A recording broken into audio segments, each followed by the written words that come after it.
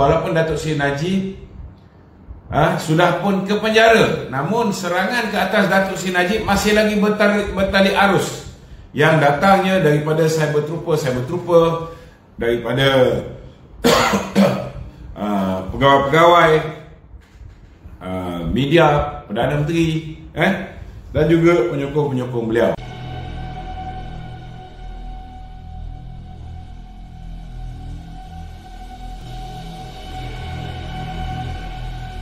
Ini adalah satu perkara yang bagi saya tidak sihat sama sekali. Kalau misalnya serangkan itu kepada Datuk Seri Zahid Hamidi, sekarang ni 3 orang yang menjadi mangsa sekarang ni. Datuk Seri Zahid, Datuk Seri Najib, saya sendiri, dan hari ni sudah Datuk Dr. Fuad Zakarsi pun menjadi mangsa Jabat Perdana Menteri ni. Kalau kami bertiga yang berada di luar ni diserang, okey lagi. Tapi yang paling menyedihkan saya, mereka ni langsung tak ada rasa peri kemanusiaan ke, sampaikan Datuk Seri Najib masih lagi diserang. Kes mahkamah Datuk Seri Najib, mereka masih lagi membela keputusan mahkamah dengan mengeluarkan fakta-fakta yang jelas, menafikan hakikat sebenar bahawa Datuk Seri Najib tidak diberikan peluang untuk membela diri, dengan membawa Queen Counsel, dengan membawa peguam baru, tak diberikan masa tambahan untuk beliau menyemak dokumen-dokumen selepas mengambil alih. Dan begitu juga dengan bukti-bukti baru yang ditolak mentah-mentah. Jadi tuan-tuan, saya ambil contoh ni satu lah, malam ni saya nak cerita pasal terutamanya perkara yang dibuat oleh Dr. Najmil ni, tuan-tuan. Okey, ni antaranya. Ni posting daripada budak-budak dia lah, Fazlin Dalmah. It's okay kalau dia nak keluarkan cerita propaganda tentang Ismail Sabri. Kau nak bodek Ismail Sabri ni berbakul ke apa kan? Walaupun daripada poster yang Datuk Najmil buat ni, dia kata antaranya lah yang benda-benda yang saya nampak jelas menipu.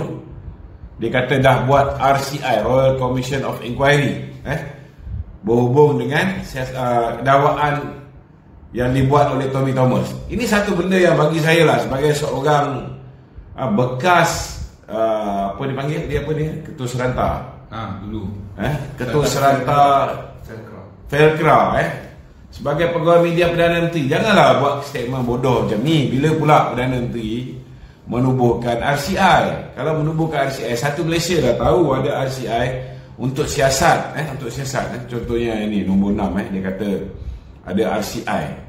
Dia kata ini 10 tuntutan UMNO yang telah dipenuhi oleh Ismail Sabri. Tak betul.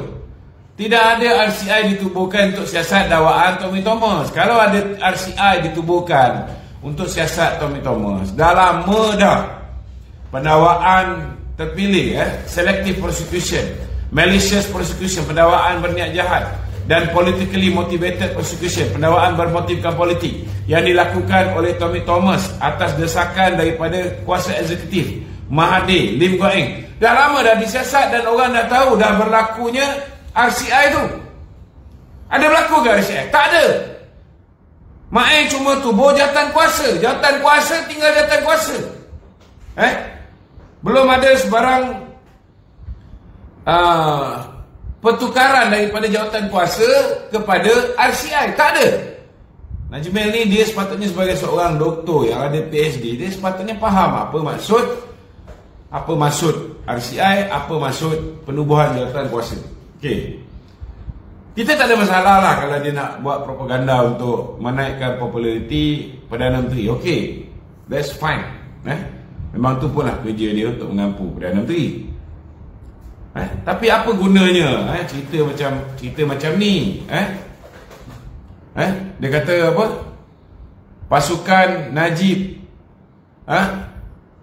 kalah kes SRC. Dia kata Najib disabotaj. Najib Razak kena game dengan peguam. Apa tujuan pejabat Perdana Menteri nak serang? Nak kata yang dalam arti kata lain lah, dia nak backup Tengku Maimun, dia nak backup Jabatan Kehakiman, dia menyerang peguam Datuk Seri Najib. Untuk apa? Untuk apa? Itu okey lagi, tak apa lagi kan. Angin dari mana pula bagi perkabaran itu? Pening kepala dia. Nampak Ini merujuk pada ni anak Datuk Seri Najib pun diserang oleh PMO. Ni apa benda ni? Untuk apa serang anak Datuk Seri Najib? Saya tak faham.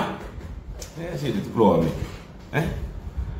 Yana kata pendakwaan ke atas Datuk Seri Najib ini ialah berkaitan dengan kabar angin. Memang betul pun kabar angin. Saya ambil contoh bila berlakunya pembicaraan kes Datuk Seri Najib. Yang diperkatakan ialah Jolo telah mengarahkan sekian. Jolo telah suruh itu sekian. Jolo ini sekian. Lepas tu kita tanya, ini kesalahan yang Jolo suruh saksi-saksi ni buat. Tapi apa buktinya? Apa buktinya bahawa Datuk Seri Najib mengarahkan Jolo? Tak ada. Ianya berdasarkan hearsay. Hearsay itu bahasa Melayunya kabar angin. Bukan direct instruction daripada Datuk Seri Najib. Takkanlah apa benda yang diarahkan oleh Jolo itu dianggap sebagai arahan Datuk Seri Najib. Dan hari ni hakikat dan realitinya, kes Datuk Seri Najib ni, dia minta kemukakan maklumat-maklumat, bukti-bukti baru yang jelas lagi bersuluk. Tak diterima. Saya bukan nak backup lah, tapi apa yang Yana katakan memang jelas. Contohnya, orang yang bertanggungjawab dalam semua konspirasi ni ialah Jolo. Dia pun dikabarkan oleh pasukan yang bekerjasama dengan Mahathir, DOJ, telah menerima 1.2 bilion US dollar. Orang yang paling banyak dapat hasil daripada penyelewengan ni ialah Jolo. Kenapa dia tak didakwa? Kenapa statement dia tak diambil? Kemudian orang yang telah memeriksa dokumen-dokumen, kononnya ada sumbangan daripada Kerajaan Arab Saudi melalui Kementerian Kewangan dia, dan juga daripada Putera Saud. Datuk Najib bagi kepada ZT untuk siasat. Sama ada dana ini, dana daripada sumber yang halal, tak ada unsur jenayah, keganasan dan sebagainya. ZT dah siasat dan ZT mengesahkan bersih dana ni, dan ZT keluarkan kelulusan. ZT pula bagi cadangan supaya Datuk Seri Najib jangan masukkan duit ni dalam akaun UMNO. ZT arahkan ataupun cadangkan supaya Datuk Seri Najib buat akaun di M-Bank. Dan ZT juga mencadangkan supaya transaksi ini dipecah-pecahkan, diracik-racik. Manalah Datuk Seri Najib tahu bahawa semua yang ZT cadangkan ini tujuannya setiap satu racikan ini, setiap transaksi besar yang nak dimasukkan ke dalam akaun Datuk Seri Najib, bila dipecah-pecahkan rupanya setiap satu tu satu tuduhan. Duit masuk setiap satu tuduhan, duit keluar pulang balik setiap satu tuduhan. Bila bagi orang duit pun satu tuduhan. Yang mana yang pro dengan Pakatan Harapan, yang pro dengan Bersatu, bila dia orang terima duit, yang tu je tak ada pertuduhan, yang lain semua ada pertuduhan. Dia pertikaikan. Kenapa Jolo tak dipanggil balik, tak didakwa? Kenapa ZT yang suami dan anak dia menerima 715 juta disahkan oleh pihak SPM, tak didakwa? Kemudian begitu juga dah disenaraikan menjadi saksi, kemudian tak jadi saksi. Begitu juga Nur Muhammad Yaakob yang menyediakan kertas kabinet, mencadangkan kepada kabinet untuk memberikan pinjaman. Dia kata SRC mampu untuk bayar pinjaman KOAP 4 bilion ni. Orang ni rupanya dapat 85 juta daripada Jolo, tak didakwa. Nick Faisal yang masukkan duit dalam akaun Datuk Seri Najib, tak didakwa. Ramai lagi. Betul lah apa yang diperkatakan oleh Yana, bahawa apa yang berlaku pada bapa dia ialah dia dipenjarakan kerana hearsay, kerana kabar angin.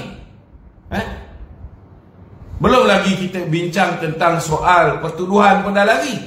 Dia kata pertuduhan sebenar ialah berhubung dengan duit masuk daripada SRC yang dipinjam daripada KOAP masuk ke akaun Datuk Najib. Padahal duit daripada Putra Perdana Development dipinjam daripada Maybank masuk akaun Datuk Seri Najib. Dan daripada Datuk Seri Najib 42 juta, 32 juta masuk pula, dihantar pula kepada SRC. Dah terbalik dah. Jadi ini hak anak dia untuk mempertahankan bapak dia. Tapi apa pasal?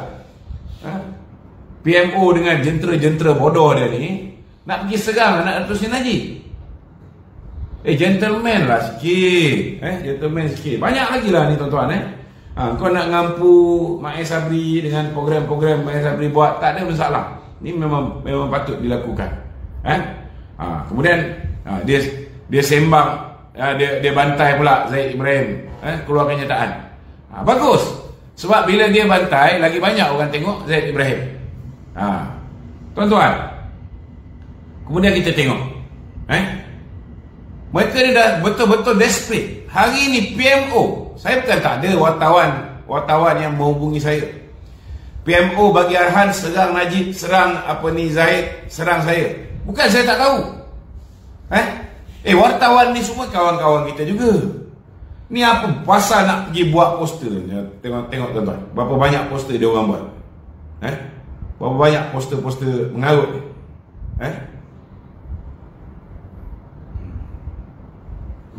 Saya nak beritahu saudara, dia kata berani betul nak ugut-ugut PM. Bila masa kita ugut PM ni? Bila masa kita ugut PM? Penuhi permintaan kami atau dipecat. PM terima amaran Panglima Perang UMNO. Dia keluar gambar Datuk Dr. Fuad Zakasi dengan gambar saya. Bila masa? Kita tak pernah pun ugut PM ni. Kita cuma desak supaya Presiden pecat atau gantung PM ni sebab dah langgar disiplin parti. Kita tak pernah ugut PM. Kalau kita ugut PM, maknanya apa?